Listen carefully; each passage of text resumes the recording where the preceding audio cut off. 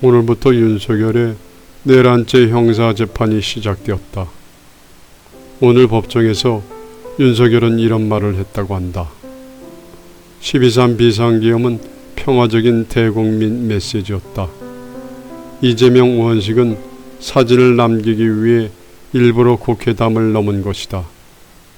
또 전한길은 이런 말을 했다고 한다. 윤석열은 예수님을 닮은 사람 같아요.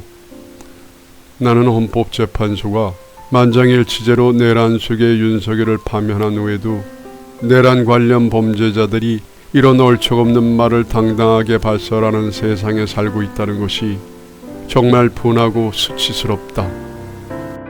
참고로 독일에서 2차 세계대전 후 나치를 옹호하거나 지지하는 발언을 함부로 입에 담을 수 없었던 것은 행여 나치를 긍정하는 말을 했다가는 호된 처벌을 받게끔 철저한 후속 조치를 했기 때문이다. 프랑스도 마찬가지다.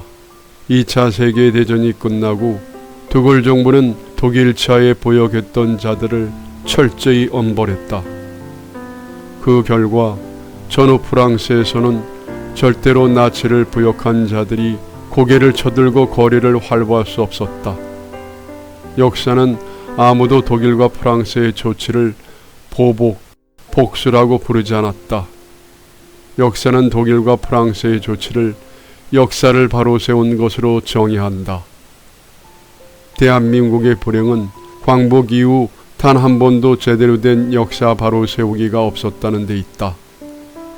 그래서 친일파들이 군사독재 시절 호가호위하던 자들이 이명박근혜 등에 타올라 위세를 떨던 자들이 급기야는 내란 수괴와 중요 종사자들이 오히려 큰 소리를 치면서 자기를 정당화하는 세상이 이어지고 있는 것이다. 이제 기필코 그 역사 왜곡과 모렴치의 사슬을 끊어야 한다. 새로운 정부가 출범하기 이전에도 그리고 당연히 새 정부가 출범하자마자 내란 세력을 철저히 단죄해야 한다. 윤석열, 김건희와 한 통속이 되어 개소리를 뻥뻥 쳤던 자들은 자손대대 부끄러운 이름으로 남게 해야 한다. 한 사람의 시민으로서 나는 단언할 수 있다.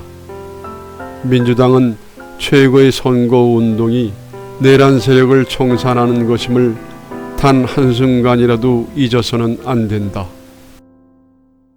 아니 그러면 그냥 윤석열 공소기각될 가능성이 있다 이 말씀이신 거예요? 개헌 봤잖아요. 다 모든 사람이 봤는데 재판에서는 풀어줄 가능성이 크다니까요. 그러니까 1심에서 무죄 나거나 아니면 아예 풀어줄 가능성이 크다니까요. 이걸로는 못해요. 야 이걸로는 진짜. 그럼 윤석열은 내란을 일으키고도 사실상 실패했지만 성공한 쿠데타를 일으킨 사람이 되는 거네요. 지금 내란 특검이 빨리 발진해서 수사를 해야죠. 대통령이 탄핵당했잖아요. 헌법재판소에서 탄핵했잖아요. 얘기하지 않습니까? 그거는 대통령의 자리에서 헌법을 위반했는지 안 했는지지 어떤 범죄를 저질렀는지 그건 아니에요. 자, 음주운전했는데 강간범이라고 한 거지. 이런 식이에요. 지금 명확한 죄야.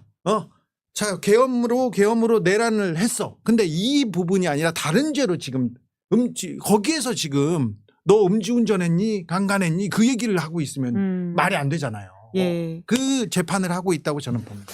직위원 재판부가 무엇일까? 예. 그 수사권에 관한 의심이 있다. 예.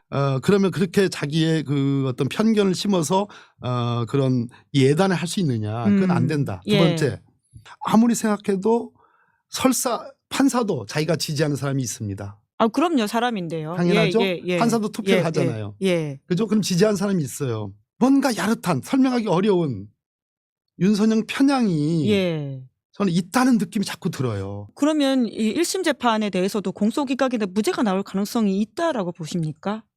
그런 걱정을 해야 됩니다. 근데 정이 깊어지기 전에 환부를 돌려낼 수 없을 때까지 가기 전에 특단의 조치가 필요하다라는 그런 탄핵도 염두에 둔다라고 이해하면 될까요? 아이고 지금 조금 더 네. 지금 급한 불. 예, 아무튼 특단의 조치도 예, 고민하고 있는 게 민주당의 생각이다. 이렇게. 어제 또 윤석열이 혼자서 90분 떠들었다면서요. 93분 떠들었다고 합니다. 입만 열었다면 90분이야. 근데 아니 어저께 해줬다고 그러는 게 너무나 말이 안 되는 게 오전에 42분을 얘기했어요. 예.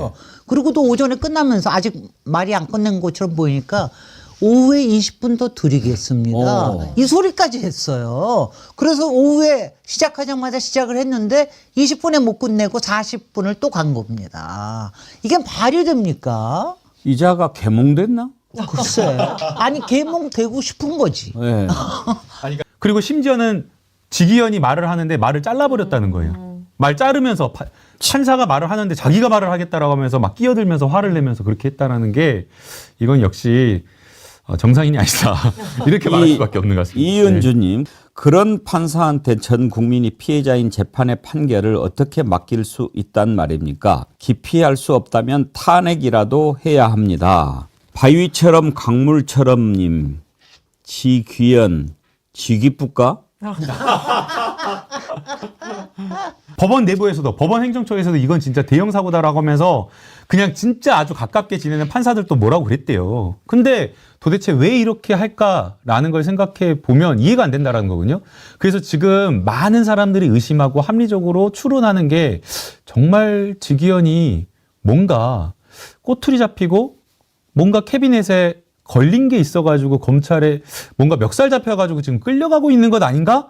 이런 지금 의심을 한다라는 거예요. 그 왜 아시지 않습니까? 왜 함성훈이라는 판사, 그 이번에 헌법재판관으로 한 예. 사람도 그 사람도 우리가 이상하게 생각. 왜 어떻게 저런 사람이 성범죄에 대해서 저렇게 너그럽게 저렇게 저럴 수가 있나? 뭐가 있는 거 아니야? 뭐 이런 생각하듯이 판사라도 완벽한 인격이 아니기 때문에 그런 개인적인 흠이 있을 수가 있어요. 그래서 혹시 그런 것 때문에 걸려 있나? 이런 생각이 안 들래 안 들 수가 없는 이런 상황입니다. 아주 작정을 했어요. 네. 실제로 윤석열 검찰총장 시절에 논란이 됐던 부분이 판사 사찰 논란이 있습니다. 그래서 그 버릇을 못 주고 검찰 내에서 그런 정보를 수집해서 지기현 판사가 겁을 먹었을 가능성 저도 있다고 좀 해석을 하고요. 또 하나는 저는 이런 자의식이 좀 있는 것 같습니다. 내 맘대로 할 거야. 내가 어디까지 하는지 두고 봐. 이런 거 있잖아요. 이걸 대국민 갑질이라고 합니다. 국민들이 뭐라고 하든 안 중요해. 난 그냥 내가 하고 싶은 대로 할 거고 봐. 윤석열의 이 운명도 내 마음대로 할 수 있을 거라는 권력욕에 약간 빠진 거 하니까 뭐 이런 의심도 들기도 하고요. 수의를 입힌다든지 또는 수갑을 채우거나 뭐 포승을 했다든지 이런 걸 이제 풀어주게 하면서 다 권위도 세우고 겁도 주고 위축되고 진실을 말하게 하고 그러는데 아예 지하로 모실게요. 카메라도 못 찍게 할게요. 막 이렇게 하니까 기고만장하는 거죠. 거기에서 딱 기를 죽이고 들어가야 어디다 대고 거짓말을 뭐 이런 식으로 하는 거 아니에요. 아니 그리고 제가 너무 화가 나는 게요. 이게 또 재판 날짜 잡은 걸 보게 되면요. 네. 사실은 일주일에 2번이나 3번 하는 게 맞거든요. 박근혜 때 내란죄가 아니었는데도 불구하고 그때 주 2, 3회씩 했었습니다. 네. 근데 이런 중요한 사안을 일주일에 한 번씩 잡고 있습니다. 근데 이재명 대표님 재판 사건 어떻게 했습니까? 선거 치르는 이거는 국가의 어떤 중요한 공적 일임인데도 불구하고 선거운동 기간에도 길 빼주지도 않으면서 재판 진행하게 된다고 하면서 3개월 내에 끝내야 된다, 6개월 내에 끝내야 된다라고 하면서 몰아치듯이 피고인 반드시 이재명 대표 출석해야 된다라고 하면서 출석 안 하면은 막 큰일 날 것처럼 해가지고 재판 진행했던 재판부가 사법부가 윤석열 내란 수계 멧돼지에는 모든 특혜주고 사건 질질 이렇게 길 늦게 끌어가면서 특혜주면서 이렇게 간다는 것 자체가 이거 자체가 국민에게는 불공정한 재판을 하고 있는 것처럼 보인다라는 겁니다. 이미 이런 사건이 이미 있었고 했으면 사실은 기피 신청을 하는 게 맞다고 생각을 했는데 검찰도 기피 신청을 안 했단 말이죠.